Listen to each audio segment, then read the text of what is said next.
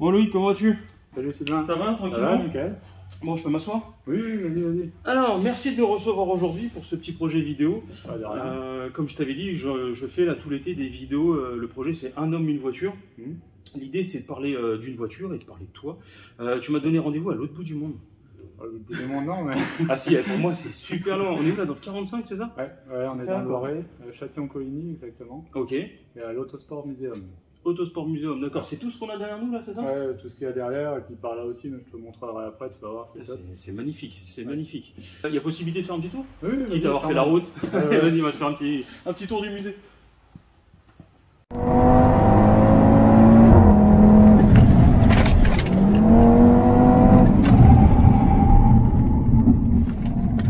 Bah ouais. Ouais. Bah ouais. C'est bon pour vous? Bah moi je suis calmé, perso. Plus jamais je fais de bêtises. Il y a une voiture qui me paraît un peu étrange, que je n'ai jamais vue. Qu'est-ce que c'est que ce modèle? Alors ça, c'est le Matra Murena. D'accord. Donc c'est Matra, Ouais. une marque française, et donc ils ont fait, donc c'est ça qui a succédé à la Bagheera. D'accord. Et donc, comme la Bagheera, elle a 3 places comme ça de front. Eh oui, c'est ça que je voyais au loin, là. Ouais. 3 places assises. Ouais. Ça, c'est particulier. Ouais, ça c'est sympa. Le moteur il est là en position centrale arrière. Bon, D'accord. c'est un petit moteur, mais c'est une voiture qui est assez légère et j'en ai déjà testé une pour une de mes vidéos. C'est vrai? C'est sympa. En plus, on avait joué le jeu, on était 3 dedans. Ah non, ça doit être super sympa. Ouais. D'accord. Et moteur central arrière, c'est quoi? Traction, propulsion? C'est une propulsion. D'accord. Ok. Ouais, avec le moteur en position centrale arrière. Ouais, original, j'aime beaucoup. Ouais, c'est sympa. On est parti pour la petite balade du musée. Ouais. Alors dis-moi, on va commencer par quoi? Là, on va commencer par une partie où un peu mécanique. Ouais, c'est ce que j'allais dire. Je vois un morceau de quelque chose. Je crois reconnaître une 205. C'est quoi Oui, ce truc? alors c'est ça. En fait, c'est une 205 qui a été découpée. D'accord. Donc c'est la 205 de l'ancien gardien du musée. Ok, d'accord. Et donc on l'a découpée pour montrer comment c'était fait l'intérieur. D'accord. C'est un peu ça le but. Ah, original, les gamins doivent adorer. Là. Ouais. Ok, nickel.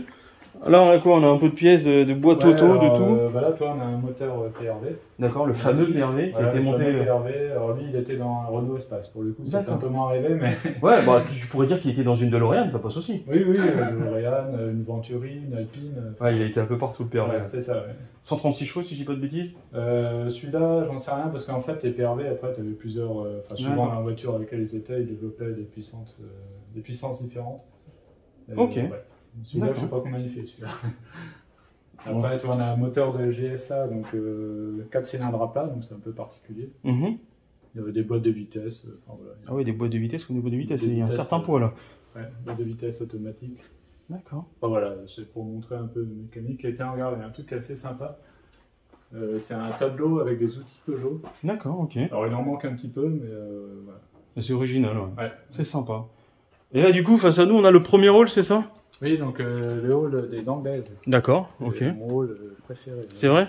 Ah, je suis pas super fan, moi, des anglaises, mais il faut reconnaître qu'il y a des beaux véhicules. Là, par exemple, il y a les Marcos. D'accord. C'est une marque, des voitures assez rares, parce que c'est des voitures qui n'étaient pas importées, en tout cas pour ce modèle-là, en France. Donc c'est un modèle assez récent, Ok. entre guillemets. Je connaissais même pas Marcos. D'accord. Et donc après, un modèle un peu plus récent, un peu plus ancien, pardon, des années 70. Donc ceux-là, par contre, qui étaient importés en France. Ok. Et après, on a aussi des Lotus. D'accord. Ouais, bon, Lotus, ça va, je connais. Bon, ça, c'est des anciens modèles. Après, moi, je suis plus récente, Elise, Exige, etc. Mais c'est l'histoire de la marque. Donc des Triumph, voilà, un peu de tout. On a une Panthère aussi, c'est assez sympa. Et puis, il y a quelques volants à gauche, ça me fait plaisir. Ouais. T'as déjà eu un volant à droite?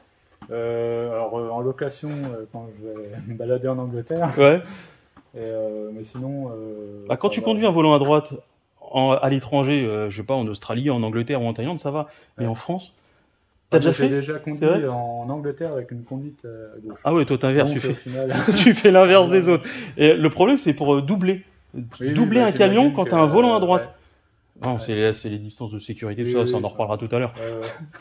D'accord, de la Rolls aussi. On a ok. des Rolls, Jaguar. Magnifique. TVR aussi, tu vois, ça c'est une marque qui est connue, mais c'est assez sympa, c'est original. Non, effectivement. Tiens, là, on a une voiture qui qui est assez bizarre, c'est une relayante. Alors on connaît tous surtout la relayante Robin, 3 roues dans Top Gear. Oui, ça tourne à chaque rond-point. Ils n'ont pas fait que des Robins, donc là on a une Simicar SS1. D'accord. Une voiture assez rare. Alors, on aime le design ou pas. Hein. Oui, c'est spécial, c'est atypique on dirait. Ouais. Et là on a une Scimitar en coupé break de chasse. D'accord. Le fameux break de chasse, toutes les marques l'ont fait le break de chasse de l'époque. Ouais. Puis là on est dans la région de la chasse là, non? Un peu plus que chez moi en tout cas. Oui. Ok, pas de souci. Mais qu'est-ce que tu fais ici toi du coup? Tu es en mode balade, tu travailles ici, ça se passe comment? Alors moi je suis bénévole au musée. D'accord, génial. Là en gros avant c'était une ferronnerie d'art. Ok, ah oui, rien à voir. Tu vois là j'ai lessivé une bonne partie des fenêtres. D'accord, ok. J'ai fait un peu de peinture et tout, je me suis improvisé peintre. Parce qu'en fait quand j'ai appris qu'il y avait... donc moi je suis natif d'ici, hein, donc de Châtillon-Coligny. D'accord, ok. Quand j'ai appris qu'il y avait le projet de créer un musée, forcément oui, j'étais obligé de faire partie des bénévoles. C'était obligatoire, obligatoire. D'accord, donc toi tu es bénévole ici et ça te permet de limite prolonger ta passion. Oui, parce que là, c'est quoi, tu passes tes week-ends au milieu des anciennes? Là maintenant que tout est fait, on passe moins de temps, mais après il y a toujours besoin, je sais pas, de déplacer des voitures, des fois de mettre un petit coup dessus. D'accord. Et le musée est ouvert depuis combien de temps du coup? Alors, si je dis pas de bêtises, 2017. D'accord, si je dis pas de bêtises, à vérifier. Et pour ceux qui nous regardent, c'est quoi? C'est ouvert le week-end? C'est ouvert la semaine? C'est ouvert alors pendant les périodes de vacances scolaires, c'est ouvert tous les jours sauf le lundi. D'accord, ok. Sinon, du mois de mars, donc de début mars à fin octobre, c'est ouvert tous les week-ends. D'accord, ok. Bon, bah c'est super. 6 € l'entrée, donc c'est pas cher finalement pour un musée où il y a à peu près 60-70 voitures. Ah oui, c'est plus que correct. Ouais. Mais on en reparlera tout à l'heure parce que je sais que tu fais pas mal de pubs du musée sur ta chaîne YouTube. Ouais, parce que justement j'ai une chaîne YouTube. Oui, bah oui, le confrère, le confrère. Bon, ça on en reparlera dans la voiture tranquillement tout à l'heure. Là, on est dans le hall européen. Là, il y a quelques-unes que je reconnais un petit peu. D'accord. Il y a un peu de tout. Hein. Donc on a Opel GT, Porsche, une Ferrari. Hein, il y en a une mondiale, celle qui est accessible presque. Voilà, une Turbo 2, assez rare aussi. Ouais. Turbo 2, ouais. Ah bon, la 205 GTI, c'est même pas la... une 1,9 quand même? Ouais, putain. Ouais. Alors, on a quand même des voitures assez rares. Hein. Ouais, il y a quelques-unes. Allez, je te suis. 2 Hommel. Ah, Hommel, c'est quoi ce truc? Alors, c'est une marque française. D'accord. Qui a été créée par Michel Hommel. Ok. C'est la personne qui a créé le musée de l'Oréac. D'accord. Qui est très connu ce musée. Ouais, le fameux musée donc l'Oréac. lui était propriétaire du magazine Échappement. D'accord, ok. Et il avait fait un sondage auprès de ses abonnés pour savoir pour eux quelle était la voiture idéale, sportive idéale. En quelle année il a rassemblé dans les années 90. D'accord, ouais, parce que donc il a rassemblé tous les résultats des sondages et il a créé donc la Hommel berlinette. D'accord. Voilà. Ok. Et la barquette, elle est censée être idéale. Alors c'est surtout la dernière. Enfin, on va dire que toutes les Hommel se ressemblent à peu près. Là, c'est la version barquette. D'accord. Mais sinon, toutes les Hommel se ressemblent à peu près. Et donc c'était à partir des données qu'il avait rassemblées. D'accord, parce que la barquette originale à conduire. Oui, alors c'est des voitures, si on regarde l'intérieur, c'est hyper dépouillé, il n'y a rien en fait. Ouais, c'est basique, il y a 2 sièges, un volant et un pédalier. Quoi. C'est des voitures de piste en fait, finalement. D'accord, ok. Bon, on a des petites voitures, là on peut voir derrière. Alors on a une très belle Dauphine Gordini. D'accord. C'est assez rare. Après, Fiat 500, etc. On a un multiplat. Les premiers. Premier multiplat. Voilà. On est loin des 1000 chevaux. Apparemment, il y a beaucoup de taxis en Italie qui sont faits sur des multiplats comme ça. C'était déjà particulier le design à l'époque. Ouais, non, c'est spécial. Ouais. Maserati aussi, donc cette 4 portes là, qui est assez sympa. Et une biturbo. Ok. Et là, on a une voiture aussi intéressante, c'est une NSU Aero 80, donc avec le moteur Wankel, moteur rotatif. Il n'y a pas que le moteur qui est particulier sur cette voiture, il y a aussi la boîte de vitesse, parce qu'en gros, c'est une boîte manuelle. Enfin, tu as un levier avec une boîte manuelle.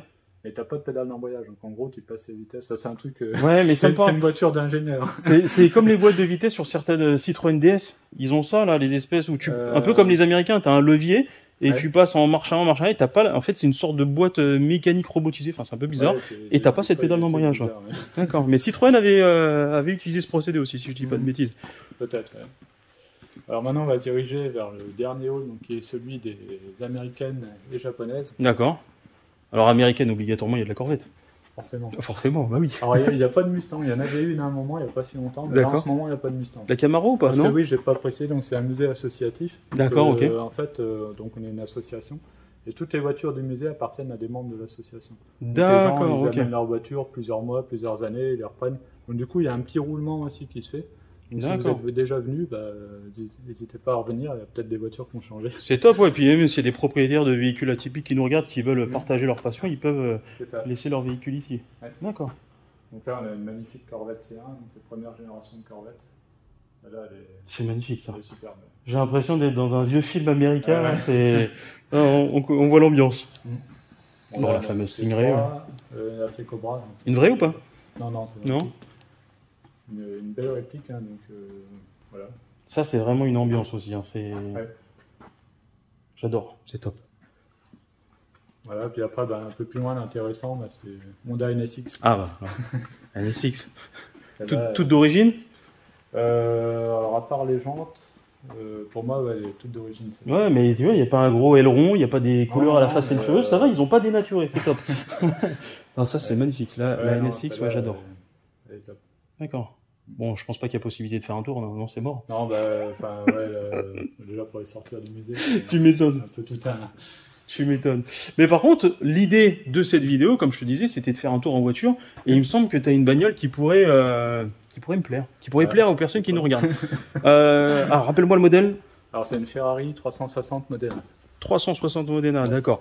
Il y a possibilité de faire un tour? Oui, bien sûr. Moi, je monte en passager, du coup. Et on va parler un petit peu plus de toi, parler de ta passion et de parler pourquoi cette voiture et quand est-ce que tu l'as achetée.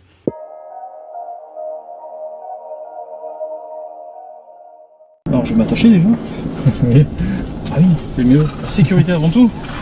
Elle est propre en tout cas. Ouais, j'essaie de la maintenir le plus propre possible. Une petite balade en Ferrari. C'est magnifique. Bon, du coup, on va parler un petit peu de toi, un peu plus dans le détail maintenant. Ouais. Alors Loïc, dis-moi, qui es-tu dans les grandes lignes? Alors donc, je suis passionné de voiture. Oui, ça, bon, ça j'ai cru comprendre. Attends, réfléchis.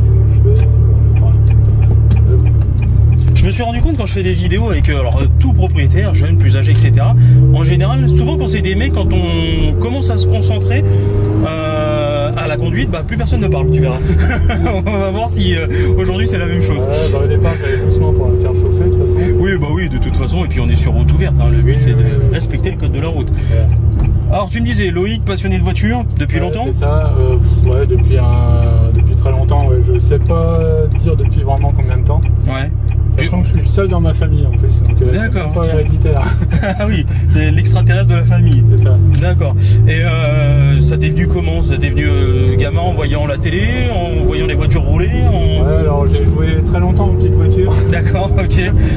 Je connais des adultes qui ont notre âge qui jouent encore, mais bon, ça va, notre détail. Alors bon, j'y joue plus, enfin maintenant j'y joue, mais avec des taille réelle, on va dire. Taille réelle en 1, échelle 1. C'est ça. D'accord. Et du coup, tu bosses dans le monde de l'automobile ou pas du tout? Alors j'ai commencé à travailler, donc je suis ingénieur en électronique. D'accord, ok. J'ai commencé à travailler dans l'automobile au départ, donc chez Renault, après chez PSA. D'accord, super. Puis après, donc en région parisienne. Ok. Et après, en gros, j'en avais marre de la région parisienne, donc je suis revenu dans le Loiret, mais par contre, du coup, je travaille plus dans l'automobile. Mais bon. D'accord, faut faire des choix, mais au moins t'es revenu dans ta région. C'est ça, ouais. Puis bon, personnellement, je préfère largement la vie à la campagne plutôt que la vie en région parisienne. Alors oui, alors la vie, je ne me permettrai pas parce que je ne connais pas. Moi, ce que je préfère chez toi, c'est les routes. Les routes sont plus sympas que chez moi. L'immobilier est aussi moins cher. Ah oui, non mais c'est clair. Non, on est d'accord. J'ai acheté une maison de 160 mètres carrés. Toi, en étant tout seul, tu peux pas faire ça en région parisienne. Ah non, certains secteurs d'Île-de-France, là, ce serait pour le même prix, tu t'aurais F2, quoi. Donc, non, on est d'accord. Mais je réitère, tes routes sont vraiment sympas. Du coup, alors, dis-moi, qu'est-ce que c'est que ce modèle? On est dans quoi aujourd'hui, là? Donc, on est dans une Ferrari 360 Modena. D'accord, ok. Moteur Atmo? Oui, atmosphérique. D'accord. Un 3,6 litres, d'où le nom 360. Ok, super. Modena, c'est la ville où est né Enzo Ferrari. D'accord. Tu l'as acheté il y a longtemps, ceci, du coup? Ça fait bientôt 5 ans. D'accord, ok. Et je te vois beaucoup sur YouTube, où tu partages ta passion. Alors dis-moi, c'est quoi le nom de ta chaîne? Tu m'as dit Toute Berzingue? Oui, Toute Berzingue. Ok, super. C'est TOOTBERZING. Et qu'est-ce que tu partages sur ta chaîne? Alors je partage ma passion en fait, moi c'est le but de ma chaîne. D'accord. Parce que avant de créer la chaîne déjà je participais à pas mal de rassemblements, d'événements, etc. Ok, super. Et, vu que j'ai toujours aimé tout ce qui était photo, montage vidéo, etc., je me suis dit bah, pourquoi pas le partager sur YouTube. D'accord. Et puis ça fonctionne plutôt pas mal. Voilà, ouais, ben là j'ai un peu plus de 15 000 abonnés, donc bah c'est top, c'est top. C'est pas énorme, mais bon, c'est déjà bien. Ah oui, et puis de toute façon, c'est la passion qui compte, c'est pas le nombre d'abonnés, c'est la qualité qui compte. Ouais, c'est ça. Bah, le but, c'est vraiment, je cherche pas à en vivre ni rien. Bien sûr. Moi, le but, c'est vraiment de partager ma passion, puis en même temps, bah, je cache pas que ça me permet d'essayer des voitures sympas aussi, parce que donc je fais des événements, des essais routiers, des visites de musées. Enfin voilà, en fait, partout où je vais, pratiquer ma passion d'automobile, je filme et je partage. Non, c'est top, c'est top. C'est assez varié. Ouais, mais je te vois partout, j'ai l'impression que tu fais le tour de l'Europe, quoi. Le mec, il est sur tous les musées, tous les rassos. Le tour auto, t'as fait le tour auto ou pas? Non, tour auto, non, je l'ai pas pu parce que bon, je travaille aussi. Hein, donc, bien sûr. Je fais ça vraiment en loisir le week-end et puis pendant mes vacances, des choses comme ça. D'accord. J'ai plein d'autres activités à côté. Je suis pompier volontaire aussi. Ah, génial. Ah, bah ça va m'intéresser par rapport à la conduite. Je t'en parle juste après. Et au niveau des rassemblements, je crois qu'on s'est croisés au Mans, le Mans classique, le fameux Mans classique. Oui. C'était la première fois que tu faisais? Non, c'était la troisième fois que j'y allais. D'accord, et c'est magnifique. Non, il y a des véhicules au top. Et en parlant de véhicules, alors moi je me rappelle de toi, en fait c'est comme ça que je t'avais rencontré sur les réseaux, je sais pas si on peut dire ça comme ça, sur une vidéo que tu avais sortie. En gros, c'était, si je me rappelle bien, j'ai réalisé mon rêve et j'ai acheté ma Ferrari. Oui, celle-là a bien marché, c'est un peu celle qui m'a fait décoller, entre guillemets. D'accord. Le jour où j'ai acheté ma Ferrari, forcément, quand on est youtubeur, on achète une Ferrari, bon, ça attire les gens. Ah oui, mais toi c'est assez particulier, c'est pas j'ai acheté une Ferrari, j'avais les sous, j'ai acheté. C'était un rêve, c'était tout un chemin, non? En fait, quand j'étais jeune, pour moi c'était un rêve inaccessible en fait. D'accord. Comme beaucoup de gens, comme je pense, beaucoup, bien sûr. Quand on est gamin, on voit une Ferrari, oh là, on n'ose pas y toucher rien, on se dit, puis quand on voit le propriétaire, limite on a peur d'aller le voir parce qu'on se dit le mec il... Et puis moi j'étais comme ça, puis après petit à petit j'ai commencé à rentrer un peu dans le monde de l'automobile avec les rassemblements, tout ça. J'ai commencé à côtoyer des propriétaires, mais limite je serrais la main d'un propriétaire de Ferrari, c'est comme si je serrais la main d'une star. Ouais, je vois ce que tu veux dire. Impressionné. Et à l'époque, vraiment jamais j'aurais cru un jour pouvoir m'en payer une. Et en fait, un jour, il y a un truc qui a déclenché quelque chose en moi. D'accord. C'est que quand j'avais 19 ans, j'ai 40 ans bientôt là, donc il paraît que je l'ai fait pas. Non, c'est ce que j'allais dire, ouais, non, tu fais jeune. Donc quand j'avais 19 ans, en fait... Tu vieillis aussi bien que ta voiture, si je peux me permettre. Donc quand j'avais 19 ans, un jour dans Sport Auto, je vois une pub, c'était le tout début où il commençait à faire ça. Il donnait la possibilité, donc il faisait la pub pour un stage de pilotage qui permettait d'essayer à l'époque une Ferrari 360 Modena. D'accord, mais c'était quoi? C'est une pub d'époque dans un magazine? Ouais, ça marchait un peu avec Sport Auto. Tu nous replonges pas avant.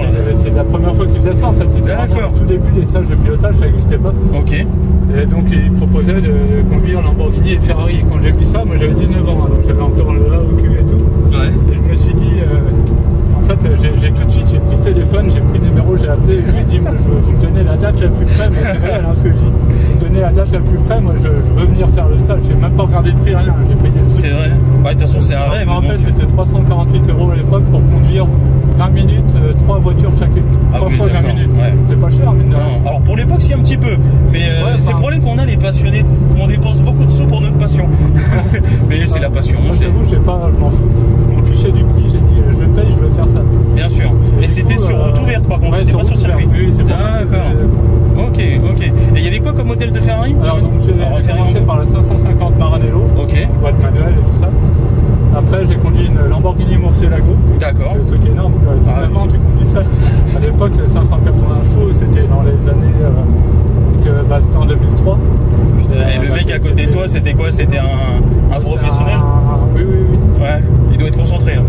Ouais, on suivait tous. Il y avait une voiture rose en fait. D'accord, ok. Et la troisième? Donc la troisième, une 360 Modena. D'accord. Bizarrement, celle que j'ai préféré conduire, donc c'était une boîte F1 comme celle-ci. Ok. Et c'est celle que j'ai préféré conduire parce que les autres, alors bon, la Murcielago c'était particulier, c'était un peu compliqué, la boîte manuelle et tout, qui était un peu raide. D'accord. Là, celle-là, avec la boîte F1, c'était un gros karting et j'ai vraiment adoré en fait, même si c'était la moins puissante des trois finalement. Et ce jour-là, je me suis dit, putain, c'est trop bien à conduire ces voitures et en fait... j'en veux une. J'en veux une, voilà, c'est ça. Ah, c'était le fameux déclic. J'étais en BTS à l'époque. D'accord. Et même si je m'en sortais pas mal à l'époque. En fait, on va dire que j'ai jamais été fan de l'école, mais par contre, j'avais les capacités en gros. D'accord. Et j'avais pas trop envie de me prendre le chou avec donc c'est quoi, tu faisais le minimum et basta? C'est ça, je connais cette ambiance, ouais. Je faisais le minimum requis et c'est tout. Alors à chaque fois, les profs ils disaient c'est dommage, t'as la capacité de faire mieux, mais t'as pas envie quoi. Je voulais pas. Voilà, je voulais profiter de ma jeunesse et tout ça, je voulais pas me prendre le chou avec les études. D'accord. Et du coup, j'avais l'idée d'arrêter après le BTS et puis en fait, je me suis dit non, faut pas que j'arrête. Si un jour je vais réussir à me payer une bagnole, je continue. C'est ça, j'allais commencer à te dire, si un jour t'as des enfants, leur montre pas la vidéo. Mais bon, ça va, ça a bien fini l'histoire. Si, ouais, justement. Et du coup, bah, ça m'a motivé à. Bah, voilà, j'ai continué mes études et aujourd'hui, voilà, je suis un ingénieur. Et du coup, bah, voilà, j'ai un salaire d'ingénieur. Donc, en faisant en plus des économies, en ayant un mode de vie, alors que j'explique dans la vidéo qui n'a pas été toujours bien compris parce que j'ai fait quelques petites anecdotes où. Ah, c'est la fameuse vidéo. Moi, quand j'ai vu celle-là, je voulais t'appeler Dr Pepper. Ouais. Parce que dans la vidéo, alors ça n'a pas été bien compris. Oui, mais les gens aussi, alors ils critiquent beaucoup sur les réseaux. Mais moi, j'ai bien aimé cette vidéo parce que déjà, tu te mets à nu, façon de parler, et t'expliques pourquoi t'as fait ça. C'était pas pour faire le beau sur les Champs-Élysées le week-end. C'est vraiment la passion. Et puis ce but-là, ça t'a permis de bosser à l'école, d'avoir un métier qui, j'imagine, te plaît. Et tout part de ce but-là, de cette ferrariste. C'est vraiment top. Mais ce jour-là, si je dis pas de bêtises, pour avoir regardé ta vidéo, il me semble que tu avais essayé une F40 en passager, non? Oui, c'est vrai. Oui. C'est vrai que t'as pas fâché sur la F40 parce que là, tu aurais. À l'époque, elle valait peut-être dans les 200-250 000 euros à l'époque. C'était il y a quoi? Il y a 20 ans? Ouais, c'était en 2003. Ouais, je dirais 200 000, sauf que maintenant on a passé le million. Bah là, là, il va falloir en faire des études là. Il va falloir s'y remettre là. Donc non, c'est impossible. Hein. C'est un truc aussi. Se payer une voiture à 1 million, si vraiment on se dit je veux tout faire pour le faire, je suis persuadé qu'on y arrive. Par contre, il y a plein de sacrifices à faire et il faut être prêt à les faire. Bien sûr. Et bah voilà, c'est juste ça en fait. Mais n'importe qui peut. Mais c'est ça que j'ai aimé dans ta mentalité, c'est voilà, tout est possible, tout est réalisable. Il faut juste se donner la peine d'eux et jamais lâcher ses rêves. Non, mais c'est ça que j'ai apprécié. Maintenant, il y en a beaucoup qui se lèvent le matin en disant j'y arriverai jamais. Mais déjà, tu pars défaitiste. C'est mort, c'est mort. Et sur cette voiture, donc, tu me disais, ouais, c'est la boîte robotisée, c'est ça? Ouais, c'est une boîte F1, donc c'est la même boîte qu'il y a sur les Formule 1. D'accord. C'est une boîte robotisée, ouais, comme tu dis. Donc en gros, le mécanisme c'est le même qu'une boîte manuelle. D'accord. Sauf que le levier vitesse et le pédale d'embrayage sont remplacés par des pistons hydrauliques. D'accord. Sinon, mécaniquement, c'est pareil. Mais tu es obligé de passer tes rapports avec les palettes? Oui. D'accord, c'est pas une boîte auto, t'as pas une option? Enfin, si, là, il y a un bouton auto. Ah oui, d'accord, ok. Pas visé parce que j'étais jamais. D'accord. Mais oui, il y a la position automatique où là, ça passe tout seul. Mais je l'utilise jamais, moi, je suis toujours en palette. D'accord. On utilise, enfin, voilà, cette voiture-là, c'est fait pour passer les vitesses. Voilà, comment ça va être chaud. Commencer à montrer un peu. Passer à 72, ça va, je tolère. Voilà, on a le son, on a le son du V8. Donc on n'a pas parlé de la puissance, mais elle fait 400 chevaux. D'accord, ok. Bon, à l'époque, la voiture, la 360 a été produite de 1999 à 2003. D'accord. 2003. Donc à l'époque, c'était top. Hein. Ah bah ouais, pour l'époque, tu 400 chevaux, quand je dis ça aux jeunes, c'est tout. Ouais, et puis eux, ils ont 400 chevaux sur leur diesel, tant de Nm de go. Ah, je vais même pas en parler. Tu vois, c'est comme l'électrique, c'est des débats que j'évite. Donc non, en fait, la puissance, elle est suffisante parce que, toi, je peux te montrer un peu sur le programme.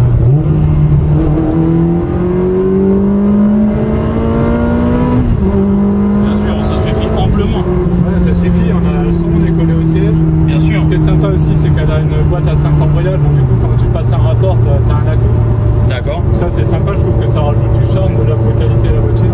Non, bien sûr, ouais, elle a un côté, je trouve qu'elle est, elle a ce côté sportif, mais elle a l'air simple à conduire et confortable. Ah, c'est mais les suspensions sont quand même un peu fermes. D'accord. En plus, je suis en mode sport, moi je conduis toujours en mode sport. Ok, donc c'est ferme. Un petit peu les suspensions. D'accord. Toi, t'as rien fait sur la voiture, t'as gardé suspension d'origine, freinage d'origine, tout d'origine. D'accord. Enfin, le seul modif que j'ai fait, c'est reprogrammation de la boîte de vitesse. Ok. En fait, j'ai fait reprogrammer pour mettre le firme de la Challenge Tralal. C'est-à-dire? Donc la Challenge Tralal, c'est la version sport de la 360 Modena. D'accord. Et en gros, donc c'est la même boîte et tout, c'est juste le firmware qui est différent. Donc en gros, la gestion des passages de rapport qui est différente. Ok. Donc là, la vitesse passe plus rapidement. Et ça met un petit coup de gaz aussi au rétrogradage. Ah, une sorte de talon pointe? Ouais, c'est ça. Pour rester un peu dans les tours quand tu rétrogrades, d'accord. C'est une voiture qui demande à monter dans les tours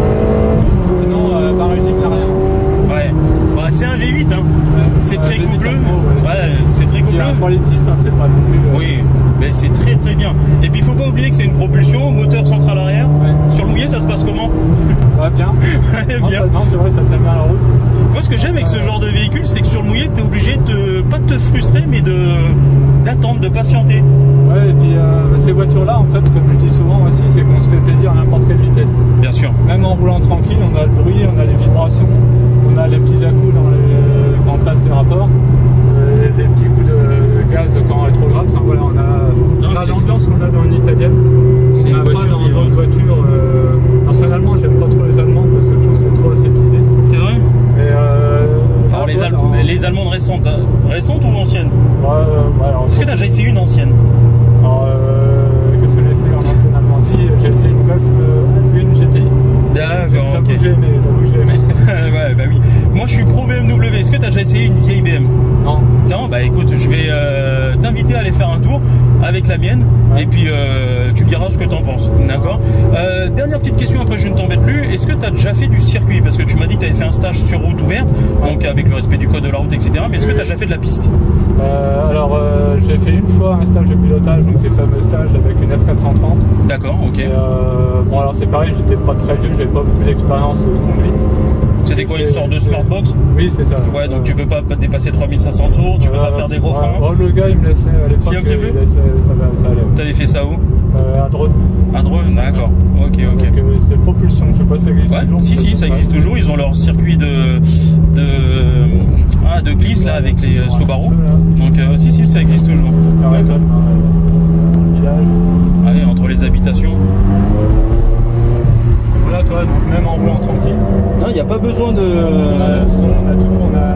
Alors, même si on a une voiture comme ça, on attire toujours le regard des gens. Et même si, toi, sans se faire péter, c'est marrant de voir la réaction des gens. Non, bien sûr. Les gamins avec le sourire, les gens qui font coucou. Alors, t'en as, ils en ont rien à faire. Et puis, t'en as, ils hallucinent. Moi, le premier, même si j'en ai une, quand je croise une Ferrari, je suis cinglé. Non, mais on est des gosses. Ah, oui. Moi, je me rappelle, étant gamin, j'allais beaucoup en vacances à la frontière suisse. Dès que je voyais un truc rouge passer, c'est une Ferrari, c'est une Ferrari. Tu sais, t'étais là au bord de la route. Non, c'est top, c'est vraiment génial. J'adore ça. Et du coup, tu sais, je t'avais expliqué que moi, je fais des formations sur route ouverte et sur circuit. Ouais. Et puis, si ça te dit un jour de faire un tour sur circuit, parce que j'ai pour habitude d'inviter les personnes avec qui j'ai fait une vidéo, de faire une manche 2, une deuxième session sur circuit, ce sera avec plaisir. Circuit de ton choix, voiture de ton choix, une à moi, une à toi, peu importe. Mais ça peut être sympa. Ouais, bah oui, pourquoi pas. Parce que je te sens à l'aise au volant. Je sens que tu arrives à faire deux choses en même temps. J'en avais parlé au début de la vidéo. Et je sens qu'il y a du. Enfin, là, j'étais pas. Non. C'est vrai qu'en parlant, je vois qu'il y a des trucs que j'ai fait là que normalement je ne peux pas faire. Ah, t'arrives à analyser ce que tu fais. Oui, j'ai vu qu'il y a des petits trucs. Ouais, mais bon, allez. Quand je suis tout seul concentré, je conduis mieux que ça. Ah, c'est plus facile. Tu sais qu'on conduit pas pareil quand on est seul, quand on a notre femme à côté, quand on a des potes à côté. Ah, ouais, mais non, et je pense qu'il y a du potentiel sur circuit. Je pense qu'on peut faire quelque chose d'intéressant. Donc si ça te dit à l'occasion, pourquoi pas rendez-vous sur circuit. Plaisir, ouais. Et cette voiture ou une autre, peu importe. Loïc, merci beaucoup pour ton temps. Bah de rien. Hein. Voilà, longue vie à toi, profite bien merci. Et attention à cette voiture, c'est notre patrimoine. Oui. Pas le patrimoine français, mais tu m'as compris. Et peut-être à bientôt sur circuit. Ouais, ok. Allez, j'en profite vu que c'est faire deux trucs en même temps. À la prochaine.